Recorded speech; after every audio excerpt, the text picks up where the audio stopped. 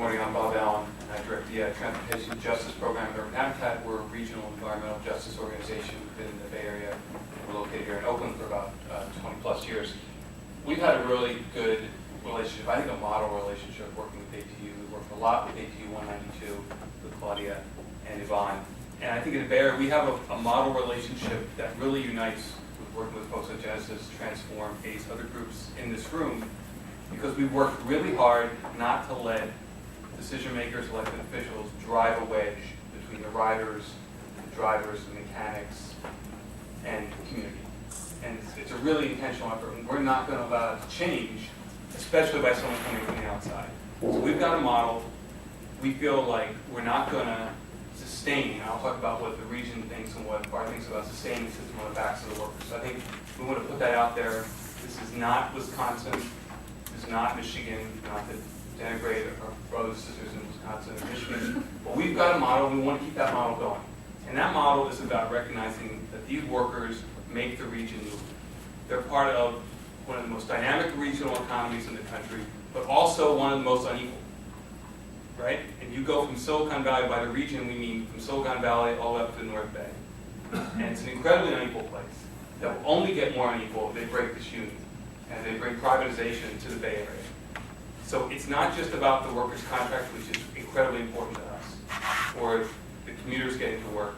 It's really about the shape of the economy of this region for the next generation or two. That we allow them to break public sector unions in this Bay Area. We're going to exacerbate inequality, and it's going to become a more unequal and unfair place to live. So that's the reason why we want to keep this model going here in the Bay Area. We're going to keep it going. The surplus that we know they have, that they said they didn't have a few years ago, that I think I looked in the paper and the numbers seemed really interesting. It seemed like the surplus and the amount you all gave back was very close, so I read that right in the paper. That is provided by sales tax, a lot of sales tax money, and it's a pricey system. It costs a lot to ride BART around the region. The fares and the sales taxes are paid for by workers in this region. The workers make the system go, not only by operating it, they pay into it to make it go. Okay? So this notion that this is give back or something we can't afford, it's the workers in this region who pay for the system to have the surplus and to make the system run too. And they're entitled, I don't think we should be afraid to use that word, to get some of the benefits back from paying into the system through high fares and sales taxes.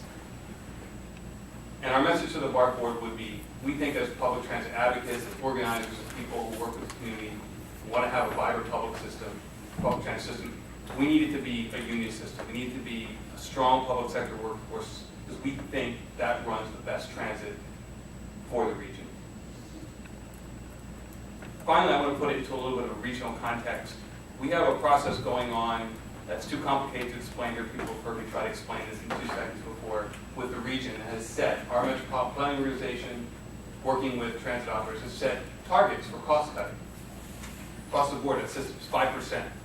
Because under the rubric of transit sustainability, Tony Lincoln was on that committee with me, we're going to sustain the system by cutting from the workers.